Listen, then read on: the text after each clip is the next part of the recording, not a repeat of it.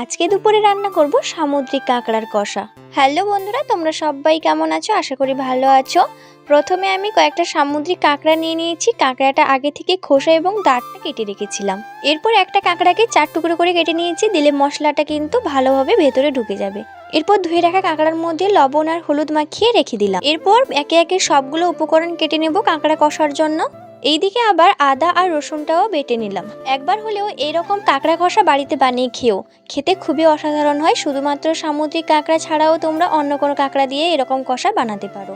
সব কিছু গুছিয়ে নিয়ে চলে এলাম রান্না করতে। প্রথমে কাঁকড়াগুলোকে তেলে ভালোভাবে ভেজে নিলাম। তোমরা যদি এই কাঁকড়ার কষার সম্পূর্ণ ভিডিওটি দেখতে চাও তাহলে আমি এই ভিডিওর নিচের লিঙ্ক দিয়ে রাখবো, যাও গিয়ে সম্পূর্ণ লং ভিডিওটা দেখে আসতে পারো।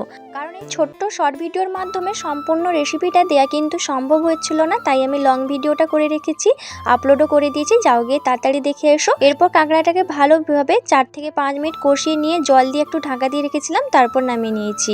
কাঁকড়া কষাটা কতটা লোভনীয় হয়েছে দেখো বন্ধুরা। এরপর দুপুরে চান টান করে চলে এলাম খাওয়া দাওয়া করতে। কাঁকড়া কষাটা খেতে কিন্তু অসাধারণ হয়েছিল। একবার হলেও সম্পূর্ণ ভিডিওটা দেখে এসে বাড়িতে বানিয়ে খেও।